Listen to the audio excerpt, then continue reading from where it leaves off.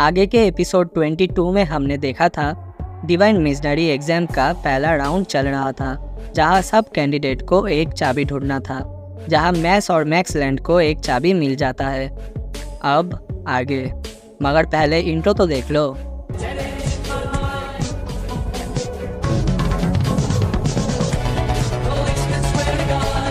Story के starting में हमें लेंस को दिखाया जाता है, जो कि अपने ग्रेवियोल मैजिक का यूज़ करते हुए एक बैलून को फोड़ते हुए चाबी हासिल कर लेता है।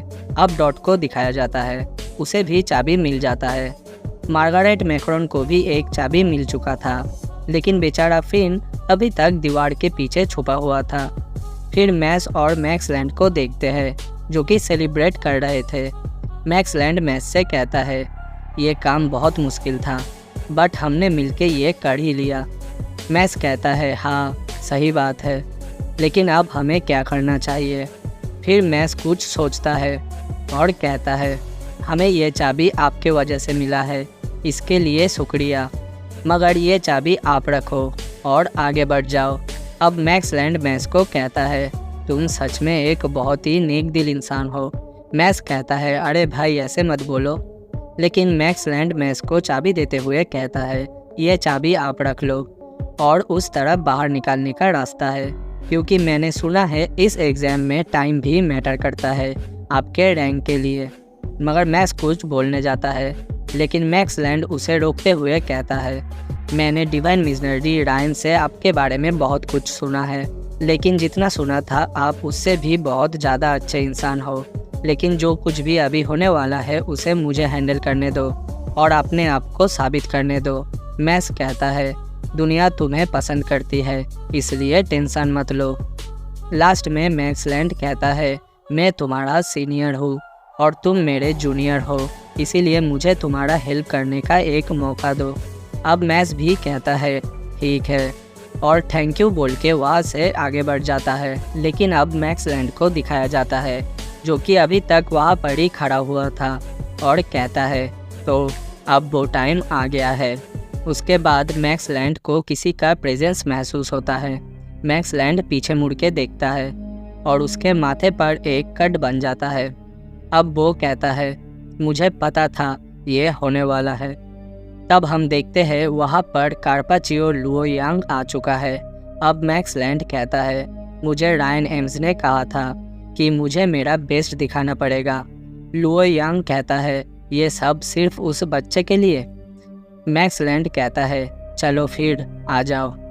उसके बाद सीन चेंज होकर मैस को दिखाया जाता है, जो कि सेकेंड राउंड के लिए दूसरे स्टेज पर एंटर करता है, जिसे देखकर सभी कहते हैं, देखो देखो वो आ गया। फिर उसके बाद एक लड़की आके मैस को टॉवल और वाटर देती है और कहती है, नेक्स्ट राउंड के पहले थोड़ा सा आराम कर लो। मैस कहता है, शुक्रिया। फिर मैस देखता है कि फिन और डॉट कैसे भी करके सेकेंड राउंड को पार करते हुए आ जाते हैं। डॉट कहता है, हमने कैसे भी करके एक्सप्लोजन करके उस बैलून को फोड़ दिया, मगर मैस तुमने कैसे किया। मैस कहने जाता है, लेकिन उससे पहले वो सोचता है, उस मैक्सलैंड नाम के बंदे ने मुझे क्यों आगे जाने दिया। मुझे लगता है शायद वहाँ पर कुछ ना कुछ गड़बड़ चल रहा है, शायद मुझे वहाँ पर जाना चाहिए और उसका मदद करना चाहिए। लेकिन तभी अनाउंसर बोलती है, 12 में से 9 कैंडिडेट नेक्स्ट स्टेज के लिए चुने गए हैं। फिर उसके बाद 9 नंबर बंदा सेकेंड स्टेज पर एंटर करता है, जो कि था ओर्का डॉम का लुओयांग। और लुओयांग वही मैक्सलैंड नाम के बंदे को खतरनाक तरीके से मारते हुए उस गेट के अंदर लाके फेंकता है, जहाँ मैक्सलैंड का हालत बहुत ज़्यादा ख़राब था और मुंह से भर भर के खून आ रहा था। और लुओयांग कह रहा था, वाह कितना अच्छे से मैंने इसे मारा, इसका खून को देखो, ये बहुत ज़्यादा आगे बढ़ चुका था। अब ये देखकर मैस, लेंस, डॉट और फिन सब मिलकर लुओयांग के सामने आके खड़े हो जाते हैं, जहाँ लुओयांग कहता है, तो क्या ये एक जंग का ऐलान है। इतना बोलने के बाद वो अपने पैरों से मैक्सलैंड के माथे को दबाने लगता है और बोलता है, मुझे कमज़ोरों से नफ़रत है, मुझे कमज़ोरों की कोई ज़रूरत नहीं, क्योंकि कमज़ोर लोग कोई भी काम के नहीं होते, इसीलिए मुझे कोई भी फ़र्क नहीं पड़ता कि मैं उनके साथ क्या करता हूँ। मैक्सलैंड को देखते हैं, जिसका हालत बहुत ही ज़्यादा ख़राब था। अब मैस गुस्से में आके लुओ यांग को कहता है, ये तू क्या कर रहा है बे, इसे अभी के अभी रोक दे या फिर मेरा पंच खा। तुझे क्या लगता है ये सब तेरे बाप की जागीर है? लुओ यांग ये सुन के चुप था। फिन मनी मन सोच रहा था, लुओ यांग भी इस साल का टॉप बंदा है, जैसे कि हम लोगों का लेंस है। अब मैस और लुओ यांग एक दूसरे के आमने सामने खड़े थे। अब सारे ऑडियंस भी सोचते हैं ये क्या होने जा रहा है। तभी लुओ यांग एक पानी का ग्लास उठाता है और उसे मैस के सिर पर फेंकने जा ही रहा था और कह रहा था, अबे कमज़ोर, अपने मुंह को बंद रख। लेकिन तभी हम देखते हैं मैस एक ग्लास निकालता है और लुओ यांग जो पानी मैस के माथे पर फेंक रहा था उसे मैस उस ग्लास में भर लेता है और उस ग्लास को बहुत ही ज़ोर ज़ोर से हिलाने लगता है, जो देख के सब ऑडियंस शॉक थे। फिर हम देखते हैं मैस उस पानी से प्रोटीन शेक बना लेता है और कहता है, सॉरी मगर मेरा 3 बज चुका है और ये मेरे होममेड प्रोटीन शेक का टाइम है जो कि मुझे ताकत देता है। फिर ये देख के सोच रहा था उसने इतने जल्दी ये सब कैसे कर लिया और उसने सिर्फ पानी से प्रोटीन शेक भी बना लिया।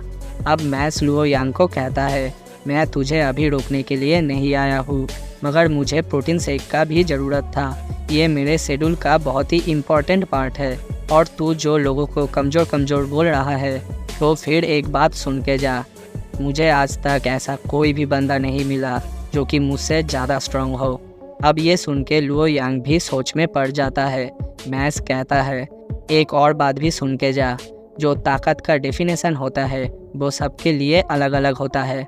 अब लुओ यांग मैस को देखे जा रहा था। मैस अपने मनी मन सोचता है, क्या मैंने इसको अपने बातों से कन्फ्यूज कर दिया? अब अनाउंस करने वाली लड़की कहती है, रुको रुको, अपने पावर को बचा के रखो नेक्स्ट राउंड के लिए। समझ में आया ना तुम लोगों को? अब एरिना को देखते हैं जहां बाकी कैंडिडेट को 3 और 3 के ग्रुप में भाग कर दिया जाता है, जिससे कि 3 टीम बनते हैं। एक टीम में था मैस, फिन और डॉट। दूसरे टीम में था मार्गरेट मैक्रॉन, लेंस और एक अजीब सा बंदा। और तीसरा ग्रुप था लुओ यांग का।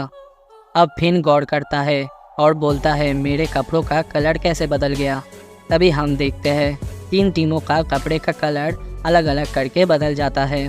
अब अनाउंस्ड होता है, वेलकम टू नेक्स्ट एग्ज़ाम, जिसका नाम था द लाइफ क्रिस्टल। अब रूल्स को भी समझा दिया जाता है, जहां सब टीम को 3 क्रिस्टल दिया जाएगा, जिसका मतलब सबको 1 क्रिस्टल मिलेगा। अब तुम लोगों का गोल्स है कि तुम्हें दूसरे टीम का क्रिस्टल को तोड़ना पड़ेगा और जिस टीम का सारे क्रिस्टल टूट जाएंगे वो टीम हार जाएगा। अब ये सब मैस के दिमाग के ऊपर से जा रहा था और वो अपने में ही पागलपन कर रहा था। अब डॉट बेफालतू का चिल्लाने लगता है, तुम लोग क्या चपुतिये हो? तुम लोग एक चीज़ को आसान भाषा में समझा नहीं सकते। तुम लोगों के वजह से हमारे टीम का कैप्टन पागल हो गया। अनाउंसर बोलती है, तो फिर जाओ और एक दूसरे के टीम के क्रिस्टल को फोड़ो। अब फिन सोच रहा था, लेंस हमारी टीम से अलग क्यों है, और सोच रहा था हमें ये बहुत ही केयरफुली करना पड़ेगा। हमारा पूरा का पूरा एग्ज़ाम सिर्फ इस क्रिस्टल के ऊपर निर्भर है। मगर एक चीज़ अच्छा है कि हमारे पास टीम है और सबके पास एक एक करके क्रिस्टल भी है। जब तक हमारे टीम में सबका क्रिस्टल फूट नहीं जाता तब तक हम सेफ है। तभी अचानक से ही मैस का क्रिस्टल जो है वो गिर के फूट जाता है और मैस एक भोंदू सा शक्ल बना के कहता है, मैंने इसे गिरा दिया, अब क्या करूं? मगर फिन कहता है, चलो कोई बात नहीं, डॉट का क्रिस्टल अभी भी सेफ है।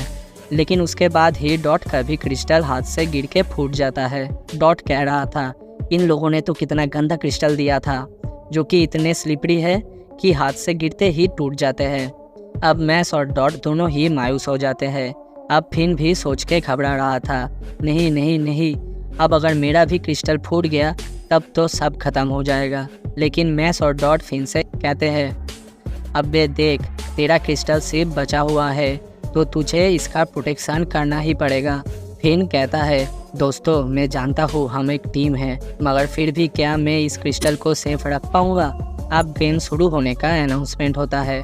अब सारे कैंडिडेट अलग अलग हो चुके थे। सीन चेंज होता है और फिन को दिखाया जाता है, जो कि एक खाली से जगह पर चल रहा था और अपने मनी मन कह रहा था, मुझे एक अच्छा टीम क्यों नहीं मिला, सारे के सारे अलग हो गए हैं साले। अब मैस को भी देखते हैं, जो कि कहता है, शायद मुझे पहले फिन को खोजना चाहिए। डॉट को भी दिखाया जाता है, वो कह रहा था मुझे भी उन्हें जल्दी से जल्दी खोजना पड़ेगा। फिर से हम फिन को देखते हैं जो कि कह रहा था मुझे कैसे भी करके इस क्रिस्टल को सेफ रखना पड़ेगा, मेरा जान भी क्यों ना चला जाए, फिर भी इसे मुझे प्रोटेक्शन करना पड़ेगा। तभी वो गलती से कहीं पर आ जाता है और कहता है आई एम सॉरी, गलती से यहाँ पर आ गया मैं। तभी हम देखते हैं लुओ यांग को, जिसने एक बंदे को बुरी तरीके से मारा हुआ था और वो बंदा लुओ यांग के सामने गिरकर उससे माफ़ी मांग रहा था। फिन चुपचाप से ये सब देख रहा होता है और देखता है कि लुओ यांग एक चाकू निकालता है और उसे अपने शोल्डर में घुसा लेता है। अब लुओ यांग कहता है यही मेरा टैलेंट है और ये टैलेंट मुझे जन्म से मिला है। अब लुओ यांग अपने हाथों पर जो चाकू घुसाता है उससे उस बंदे के बॉडी से ब्लड निकलने लगता है और लुओ यांग कहता है अब समझे कमज़ोर इंसान। फिन कह रहा था मैं तो बुरी तरीके से फंस गया, मुझे जल्द से जल्द यहाँ से निकलना पड़ेगा, मगर यदि मैं यहाँ से भागता हूँ तो वो मुझे देख लेगा और मुझे भी मार देगा। अब फिन एकदम से शांत हो जाता है और अपने मन ही मन कहता है फिन तू एक दीवार है, सिर्फ एक दीवार, घबरा मत फिन, तू सिर्फ एक दीवार है। अब फिन सोचता है कि शायद लुओ यांग यहाँ से चला गया होगा क्योंकि कोई आवाज़ नहीं आ रहा था, इसीलिए वो अपने आँखों को खोलता है और देखता है लुओ यांग तो उसके पीछे ही खड़ा था। लुओ यांग फिन को पूछता है तुम यहाँ क्या कर रहे हो, मगर फिन फिर भी खुद से बात करे जा रहा था कि मैं एक दीवार हूँ, मुझसे बात मत करो कोई। मगर लुओ यांग कहता है तुम्हें ये सब मजाक लग रहा है तो फिर चलो तुम्हें मज़ा दिखाता हूँ। फिन डर से कहने लगता है कोई तो मुझे बचाओ। अब मैस को देखते हैं जो कि भागते हुए इसी तरफ आ रहा था। आज के वीडियो में बस इतना ही। नेक्स्ट वीडियो में हमें दिखेगा कि मैस लुओ यांग से फिन को बचा पाता है या नहीं। उसके लिए बस थोड़ा सा वेट कीजिए क्योंकि कल सुबह फिर से नेक्स्ट एपिसोड आ जाएगा। और अगर ये वाला वीडियो पसंद आता है तो एक लाइक करके चैनल को सब्सक्राइब करके बेल नोटिफिकेशन को भी ऑल पर सेट कर देना ताकि मेरी कोई भी आने वाली वीडियो आप लोग मिस ना कर सके।